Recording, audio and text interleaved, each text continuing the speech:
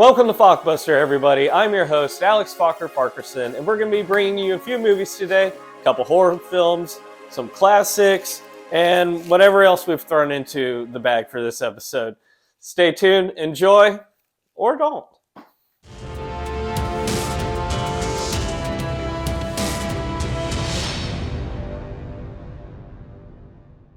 This episode of Fockbuster, this horror segment, I am bringing you Sting, and I'm sorry, you don't really need to go see this one. I think we ended up giving it a 4.5 on the Instagram. I'll give you some highlights though. Jermaine Fowler, you might remember him from The Blackening. Ayla Brown, who plays Charlie, she's from Children of the Corn. Written and directed by Claude Roche Turner, also one of the 3 editors. What is Sting about? Charlotte, not supposed to have a spider, but she does. And guess what?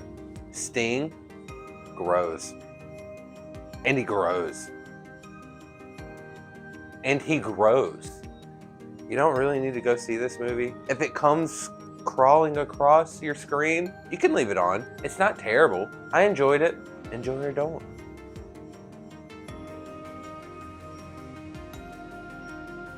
Y'all, I'm super excited. This came in the mail a few weeks ago. They just released, after never, the Stephen King ABC miniseries back from the 90s. I think it was even 94 of The Shining.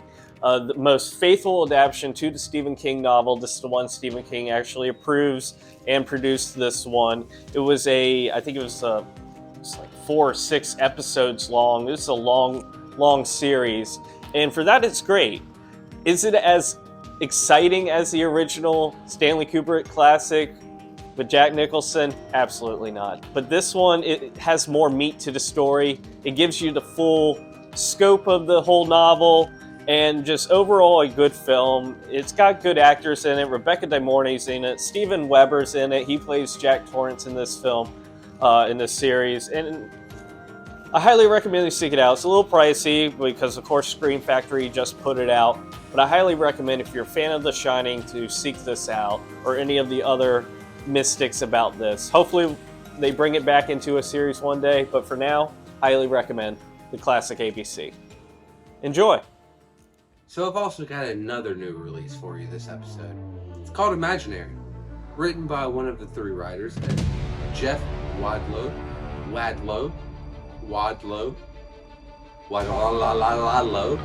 I'm going to give you all the different pronunciations because guess what?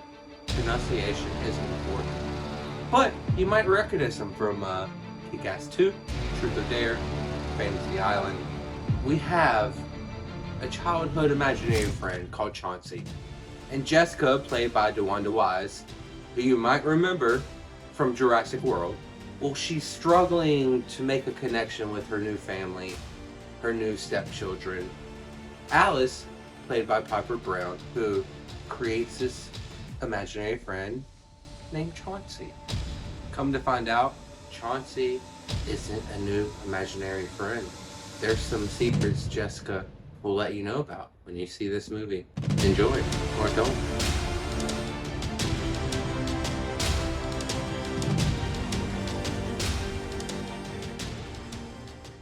Welcome to Streaming with Kiki. This is our new segment. I'm really excited. I realize I stream a lot of things, so want to share my opinions with you all. So the first thing I'm bringing to you is Night Swim, which I streamed on Peacock. I wanted to see this in theaters, but didn't get a chance.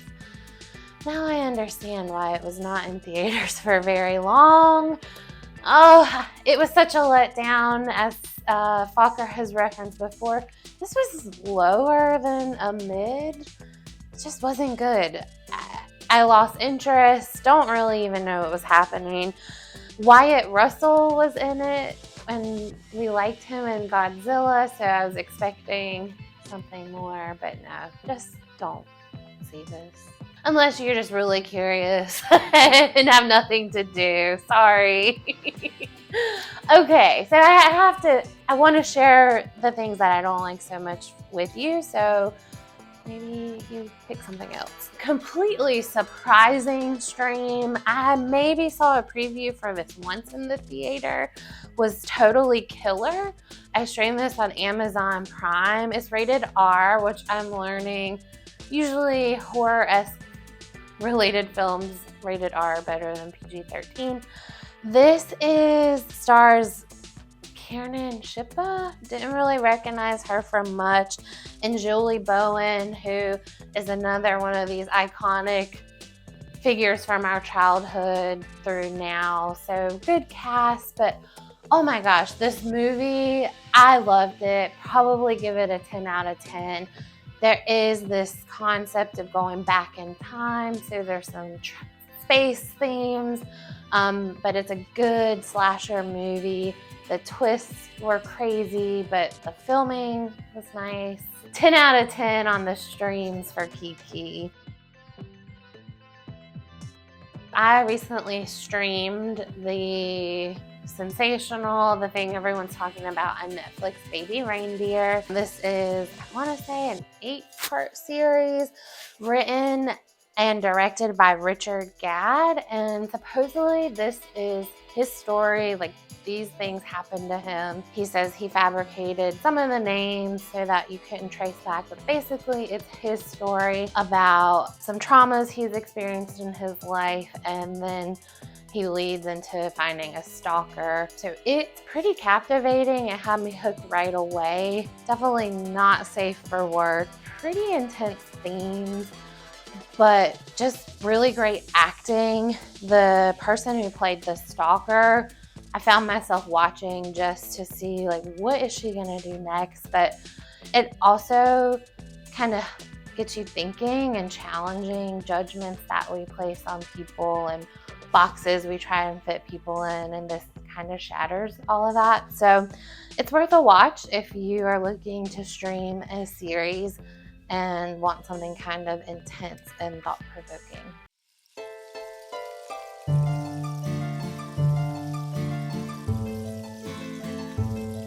So the movie I'm bringing today is Civil War. Civil War, see, it's been about a couple weeks since I saw it, so I can give a more kind of perspective about it. It's a good film. So you have Kirsten Dunst, who plays Lee Smith, a journalist, a war journalist, and she's covering this separation that's currently going on in the United States. And she goes on a mission to go to DC to interview the president, played by Nick Offerman, who has his own agenda, it may appear. But it's not the movie that you see in trailers. It's more of a war journalist kind of style movie that follows these journalists as they go to DC and what they see around them and the encounters that they have, which can be very tense at times. Now, once they get to DC, it is a full-on action assault that is one of the best action sequences I saw in theaters this year, easily. Overall, after sitting on it for so long, I give it about an 8. I will rewatch it. It's a good film. The actors in it were phenomenal. And it's just a great ride. It's a great 2-hour ride, and the action, ooh, it shakes the room. Anyway, solid 8 from me. Check it out sometime.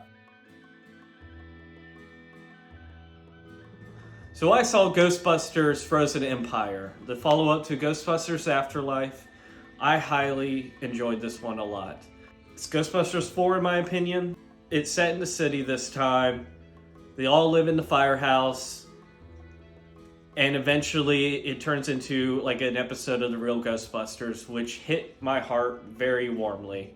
It's got a good sense of humor throughout the ride. Paul Rudd does a better job in this movie. The effects are great. The ghosts look great. I can't say anything bad about this film. I know a lot of people called it mid, or whatever the kids call it these days. But this was a great film. This was a very special film. And it was if Afterlife was a love letter to fans, then Frozen Empire is what kind of shoots it forward into the direction they're going to go for the next generation. And I'm here to say nothing brings me more joy in my life than my kids are going to get to watch Ghostbusters growing up like I did. So it gets a 10 in my book, a rare 10. Can't fault it. I even kind of like it more than Afterlife. And for that, enjoy it. I know I just said with Ghostbusters it was my favorite film of the year so far. After Furiosa watching it, Furiosa's number one so far for 2024 for me. 10 out of 10. Best movie of the year so far. Goes number one Furiosa, 2 Ghostbusters, and you'll just have to tune in for the rest of the reveals. What a great film. Absolutely loved it. Already had the high bar after Fury Road in 2015, which I freaking loved. Holds a good spot in my heart. So I was very excited to see what George Miller was going to be able to do with the prequel story to lead into Fury Road. And it is flawless. I thought it was so great. The action was 2.5 hours of intensity, a sprawling storyline about how Furiosa became Furiosa and what happens during that span. I don't want to spoil too much, but it's a great ride. Highly recommend. Worth it all. Go see it. Enjoy.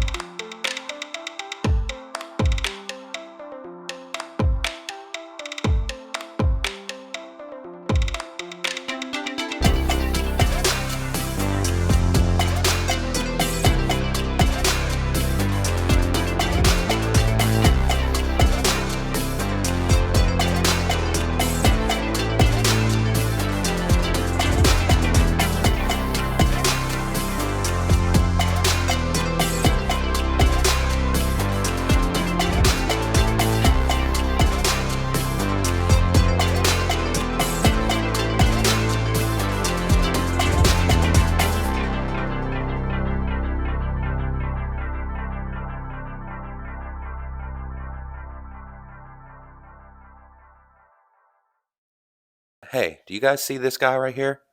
That's me as a baby.